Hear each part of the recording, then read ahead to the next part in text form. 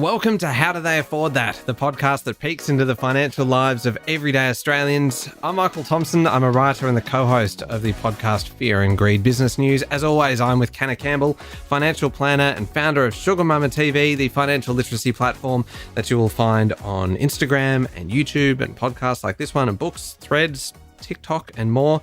Hello, Canna. Good morning. How are you? I am going well, thank you. And today's episode is really for anyone who is hoping to get into the property market. And it is something we hear an awful lot about, the fact that house prices are still rising. And if you are hoping to kind of get your foot on the ladder in the door, however you want to see it, it may be that the market and house prices are still rising faster than you can actually save your deposit. So today it is all about how to save a deposit as fast as possible. Canada, there's a bunch of different tactics and a bunch of different strategies, but I wanted to share some of the stats about this first, if I can. I would love that because I feel like it's become very intimidating and overwhelming to be able to get your foot in the door. Oh, it really is. And the fact is that the amount that you actually need for your deposit has grown so much. And there was some statistics, some data from Domain that came from the June quarter of 2024 that showed just how much it has changed by that this is in the last 5 years, right? So comparing 2019 to 2024, that if you were, say, buying the median priced house in Sydney, you would need in 2019 a deposit of $207,000 if you were saving a 20% deposit, $207,000. Now, 5 years later, that deposit has jumped from $207,000 to $332,000 because of the rising in house prices. Wow. In Melbourne, 5 years ago, $165,000. Now, $213,000. Brisbane, $113,000. Now, $195,000. Like that is extraordinary. That is an extra $62,000 in just 5 years. That is, and Perth as well, $106,000, now up to $170,000.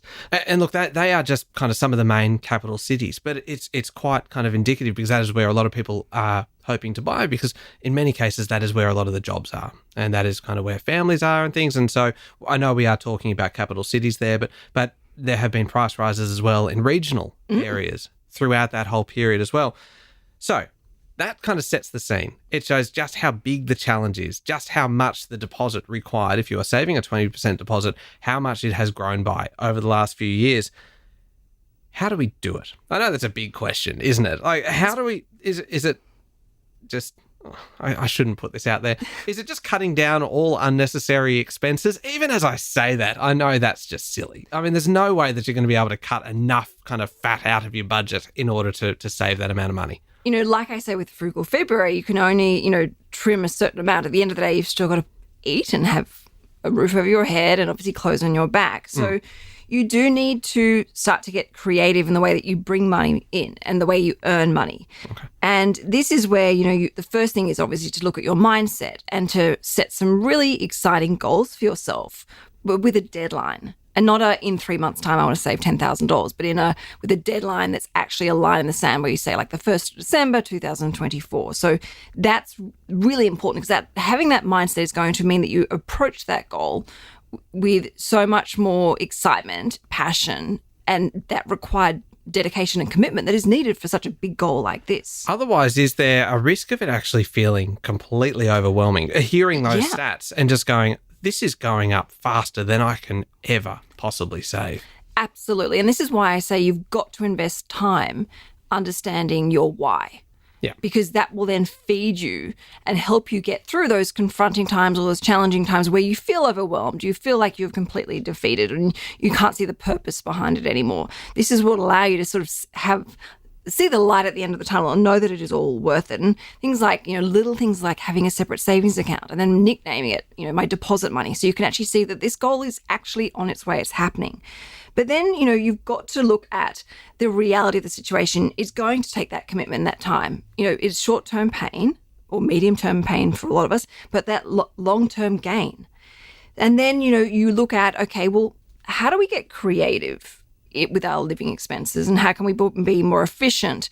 Yes, you trim the fat as much as you possibly can, but you also look at what does stay and go, well, how do I have these living expenses in an efficient way where I can save money or get more usage out of what I have to pay for anyway? So is it kind of looking at the big ticket items kind of in your life? And for most people, the biggest expense is going to be their living expense, right? Yeah.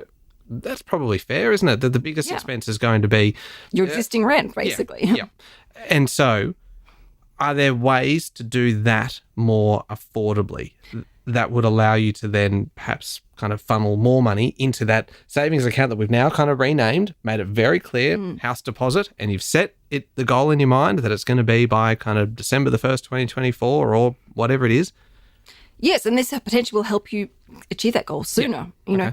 So things like, moving into a shared house. So if you're living on your own, that's very expensive. You might think, well, I really want to have a place of my own. Okay, I need to look at living with another person or living with, a group of other people.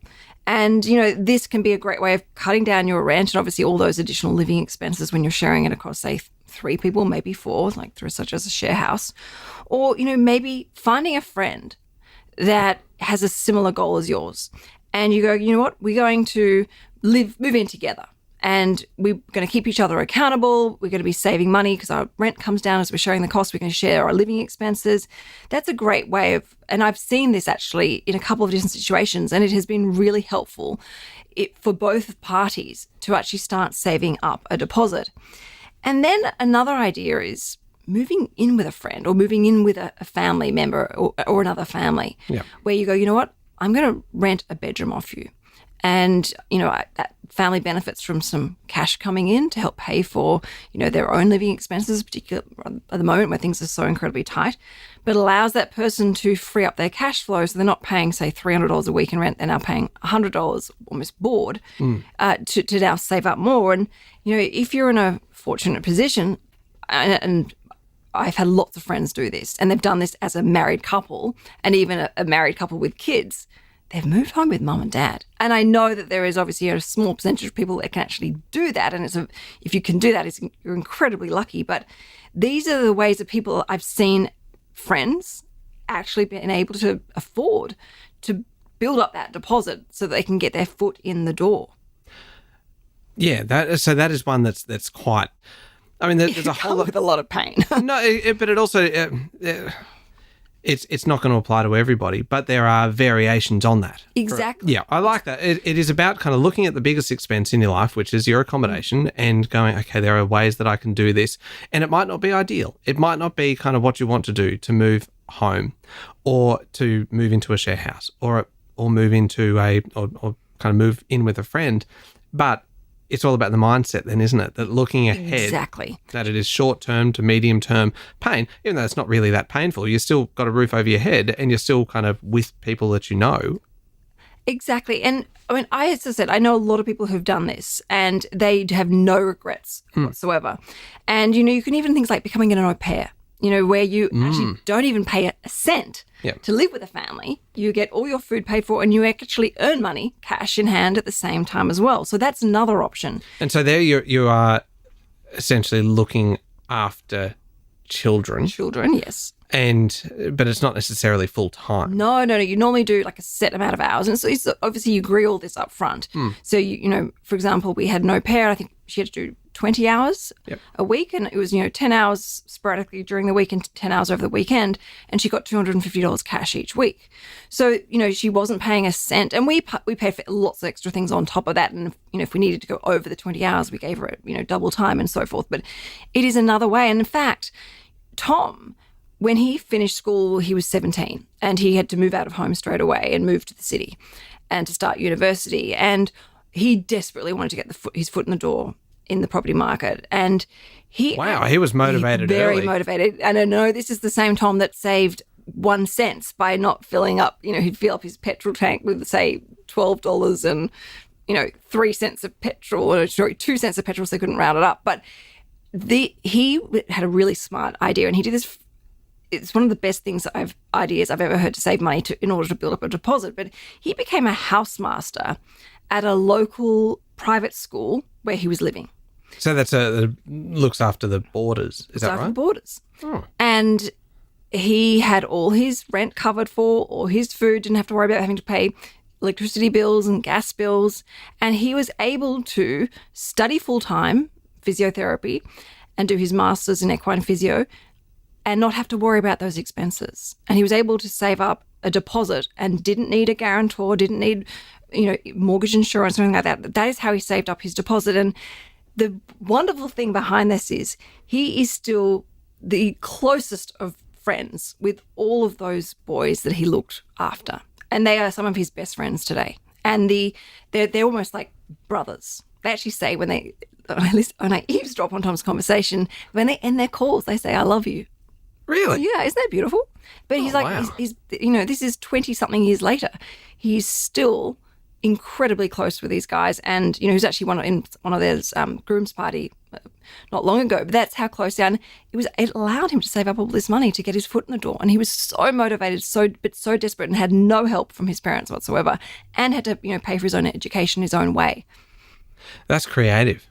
Well, this is what I mean. You've got to start thinking, outside of the square. You need to look at what you are capable of doing. Okay. So we have cut our spending down wherever possible, trimmed the fat. We've looked then at our other big expense being our accommodation and some creative ways. That is the next thing to do. Just try and bring in extra revenue, like extra work on the weekend, all that kind of thing. We've talked about kind of side hustles. Yeah, extra jobs, whether you can pick up something on the weekend, whether you have a particular skill, perhaps, you're a great photographer or you're a great copywriter, things that you can do after hours, at home or on the weekends to bring in some extra money. And again, I know this is going to sound silly, but you do need to be creative if you want to get into the property market because it is moving at such a rapid speed. Have you heard of the paper clip story?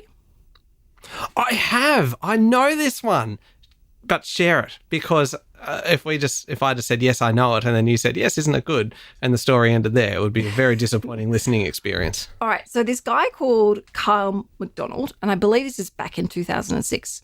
He is a Canadian living in Canada, and he desperately wanted to get into the property market. He wanted to have his own home, but he didn't have any money and he didn't have a job.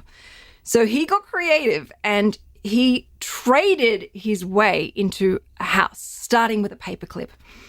So he took a paperclip and he traded it with someone. He put it online, like, this is my goal, this is what I want to do. I want to trade my way eventually to get a property.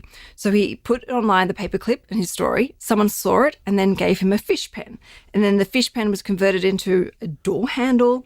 And then the value obviously increased over time. And eventually he ended up with a farm, a 2-story farm in Kipling, which I believe is 2 hours east of Virginia in Canada. So there you go. It's someone who's literally bought a house with absolutely nothing. Well, with a paperclip, that's not nothing. With a paperclip and obviously the time doing it useful. all. But it built momentum and it really is incredible. If you go and look at the story up, it's incredibly inspiring. It is very cool. I remember actually talking to him. No way. You speak to him. Yeah, I was working in radio at the time, and he did an interview. Oh, I feel like I'm sitting in the presence of someone who spoke famous. to someone who was famous Yes. 15 years ago. And yeah, it was a fascinating story and very kind of like experimental. Just like, I don't know if this is going to work, but I'm going to give it a crack. And it's just one of those things that took off and took off. So we're not necessarily saying you should go out there and try and trade your own way to a house, but it just kind of shows some of the creativity that goes into it. Let's not put any self-limiting boundaries on anyone listening right now. Can you imagine if you walked into the bank and they said, "All right, now what's your plan here?" Like, well, I'm going to trade my way. Can I have that paperclip? Look, who doesn't love a great story and also love helping people? Yeah. And I know if I saw that, I'd be like, you know what? I'm going to trade you something of greater value to help you on your path. I don't mean to be a downer, but it's probably not going to work for most people. And I feel like we probably do need to be quite practical. We're going to take a quick break. Oh, now I feel like I've crushed you. You have. If there's anyone out there that feels like they want to take on this challenge of the paperclip and they want to do it in Australia, let me know, because I'm going to be behind you 100% of the way. What would you kind of trade with them at some point for something? I'd help them along the way and help them connect them with the people who could give them a leg up each way. 100%. That's what I love, helping people. Okay. That's what I live for. All right. Well, let's take a quick break. I want to talk to you about some of the other, probably more conventional ways to get into the housing market. Boring. The ones that are probably going to be used by more listeners to actually do this. Oh, fine. Okay. All right. We'll take a break.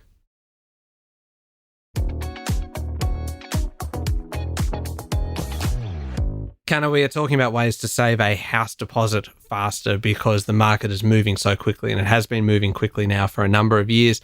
And it is really honestly quite depressing, I think, for a lot of people who aren't. It's very disheartening. Yeah, for people who aren't yet in the market and hoping to do so, that really saving for a deposit almost feels like something that's quite futile.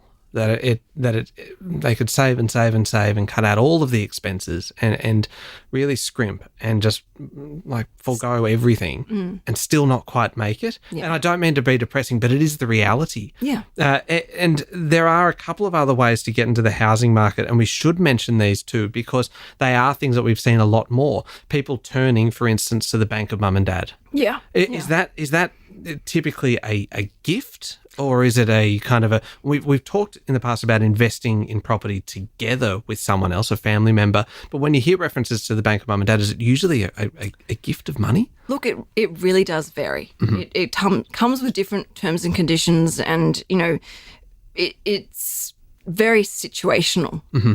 So for some people, yes, it is a gift. It's a deposit, or I'll match you dollar for dollar, or, but in some form it's a gift with no expectation to pay it back.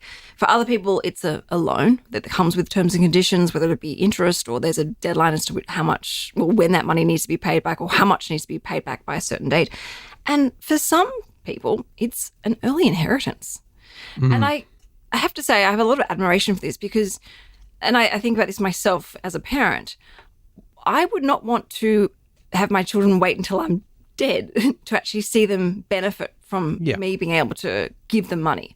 I would rather help them in a helpful way along the way and actually see the relief and see them, make smart, intelligent money decisions with that money as I gave it to them along the way. So I think there is, people are starting to look at the whole concept of a gift differently as a part of an early retirement.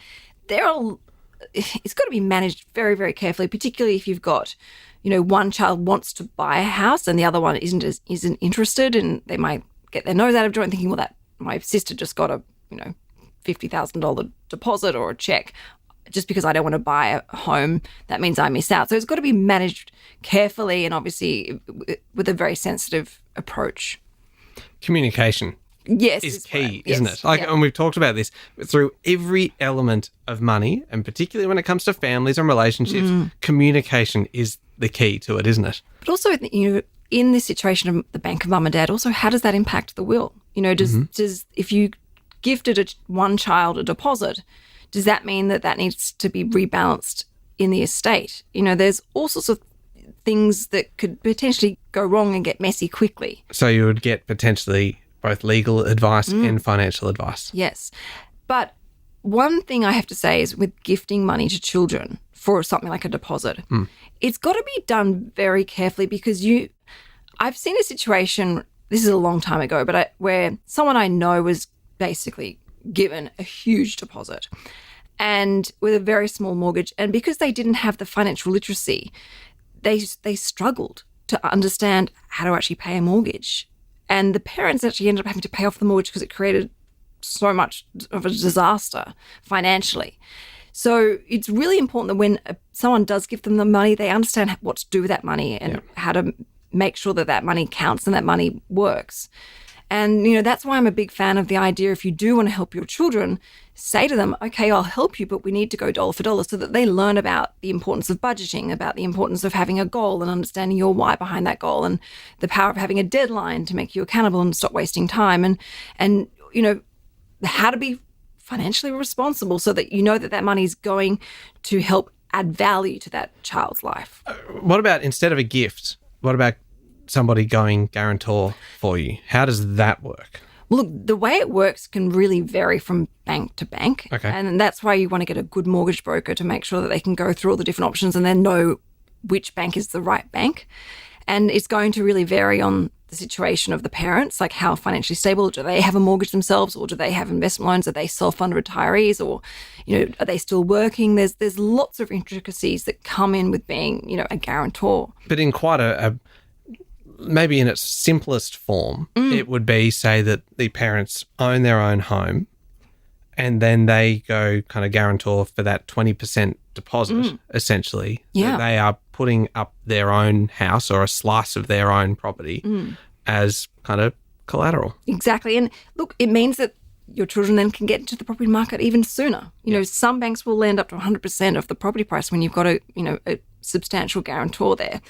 And that also then may mean that you save on fees, you may be able to access a lower interest rate, and also you save on mortgage insurance. Okay. So and again, that is talk to a mortgage broker, get advice on that one, because it's not the kind of thing that you just walk straight into. Exactly. It's one that you need to throw a lot of what ifs. Yeah. Yeah. Because there is an element of risk. And that risk is not just for a year. It's, to a certain point in which the banks say, okay, well, we've got enough security on that other property. You are relinquished of your responsibilities of being guarantor. All right. There's a fair bit in this one. And it's not, I was hoping to be quite motivational with this. But unfortunately, I think I depressed myself right at the start when I went through the statistics of just how difficult it is now to save a deposit. I feel like you tried to depress me, but you didn't, because I really believe where there's a will, there's a way. Yeah. If you really want something bad, it can still happen, but it just may not happen necessarily in the way that you originally wanted or would like it to happen. It will come, but perhaps you buy in a different area, or you buy it as an investment property rather than a place to live in, or you maybe buy something overseas. There are ways around, and we've talked about rent vesting. Exactly. Yeah. And there's often a blessing in disguise. All right. If anybody wants to find more information from you, where do they get that? The best place to get in contact with me is through my Instagram account, Sugar Mama TV, or Canna Campbell Official. And you can hear me every day with Sean Aylmer on Fear and Greed, Australia's best business podcast. Thank you for listening to How Do They Afford That? Remember to hit follow on the podcast. And please, if you think somebody might benefit from hearing this episode, then send it on to them and help spread the word about How Do They Afford That? Thank you for your company. Join us again next week.